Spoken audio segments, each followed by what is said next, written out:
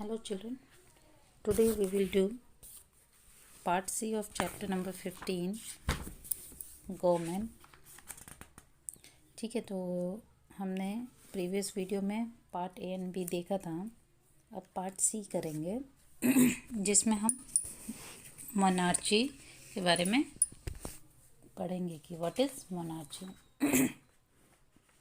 In our previous video हमने अपने previous video में देखा था डेमोक्रेटिक गवर्नमेंट और कम्युनिस्ट गवर्नमेंट, और इस वीडियो में देखेंगे मोनार्ची के बारे में.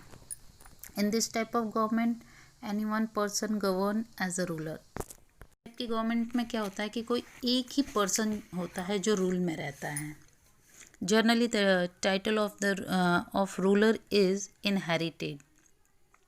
तो जो ये रूलर है वो इनहेरिटेड होते हैं, मीन्स कि एक के बाद एक उसी फैमिली के ही लोग लीडर बनते हैं. जैसे कि पहले होता था कि राजा का बेटा ही राजा बनता था, ऐसे ही यहाँ पर भी है.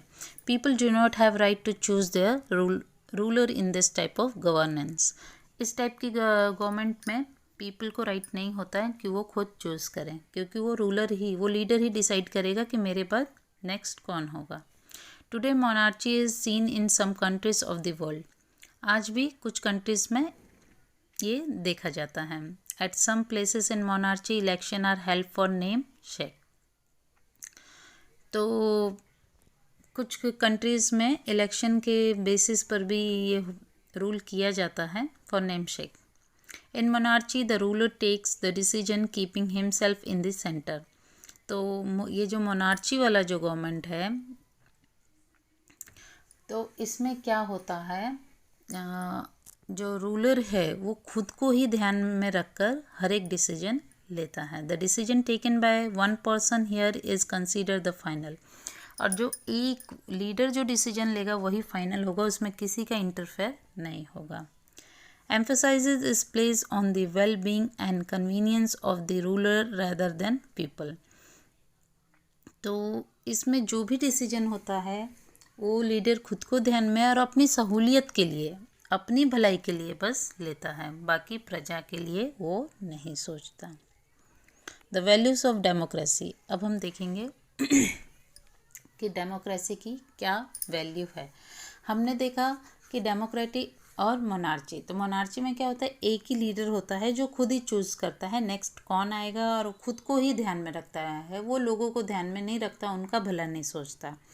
बट डेमोक्रेसी में क्या होता है कि लोगों के द्वारा ही लीडर चूज़ होते हैं और लोगों के हित के लिए ही सारे डिसीजन लिए जाते हैं जिसमें उनका कल्याण हो सके. We have seen that rule is carried out at local level, state level and national level. हमने ये देखा कि 3 लेवल पर गवर्नमेंट वर्क करती है डेमोक्रेसी में. Democracy function for the upliftment of living standard and wellbeing of people. ठीक है, तो डेमोक्रेसी में हमने देखा कि जो वेलबींग मतलब लोगों के कल्याण के लिए कार्य किया जाता है. बट मोनार्ची में क्या था, किसके वेलबींग के लिए, लीडर के खुद के वेलबींग के लिए वर्क होता है. People and their needs are kept in centre well planning for the future. जो भी कुछ प्लान किया जाता है फ्यूचर के लिए गवर्नमेंट के थ्रू, वो लोगों को ध्यान में रखकर उनको सेंटर में रखा जाता है माइंड में, कि हाँ मतलब क्या डिसीजन लेने से, क्या प्लानिंग करने से और अच्छा हो सकता है. Democratic rulers govern the government so that the people cast vote in their favour. जो डेमोक्रेटिक रूलर्स होते हैं, जो सरकार होती है, वो किसके लिए कार्य करती है, लोगों के लिए, इसलिए लोग ही खुद अपना नेता चुनते हैं. Democratic values are preserve on the basis of constitution. और जो अपने संविधान में जो नियम बनाए गए हैं उनके बेसिस पर ही ये वर्क करते हैं. Development and wellbeing of the people are given importance. In democracy the government must make plans and scheme to ensure equality, security and convenience to everybody.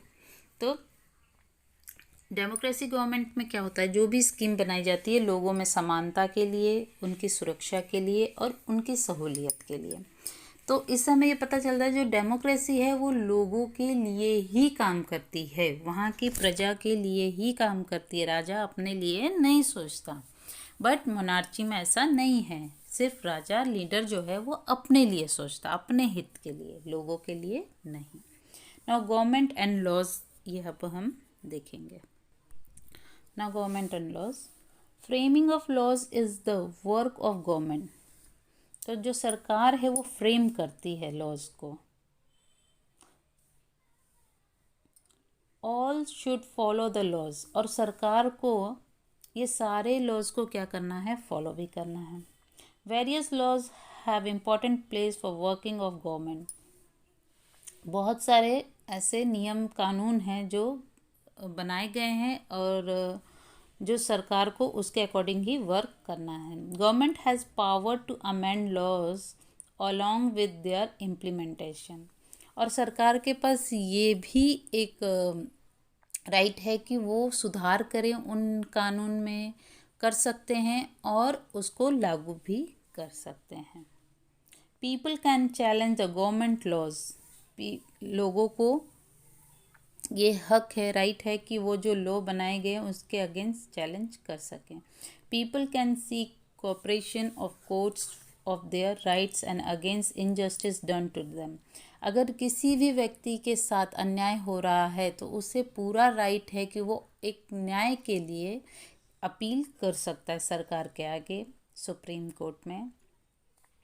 In the context of the law और procedure of the government, when people feel that they are not implemented properly, they can raise their voice in the court। और अगर किसी व्यक्ति को लगता है उसके साथ अन्याय हो रहा है या उसके साथ सही व्यवहार नहीं किया जा रहा, तो वो अपनी आवाज़ अदालत में, कोर्ट में उठा सकता है। द कोर्ट में सजेस्ट और order the government for various issues wherever the need it felt. तो कोर्ट ये ऑर्डर करती है गवर्नमेंट को कि जहाँ पर भी इस व्यक्ति को दिक्कत हो रही है या इसके साथ सच में अन्याय हो रहा है तो वहाँ पर उन इश्यूज़ को सॉल्व करे और उस पर्सन को एक सही जस्टिस मिले। तो यहाँ के जो लॉज भी हैं, जो कानून हैं, वो भी लोगों के हित के लिए ही हैं। तो डियर, यहाँ पर हमारा चैप्टर कंप्लीट होता है। नेक्स्ट वीडियो में we will start the writing work of this chapter. Thank you.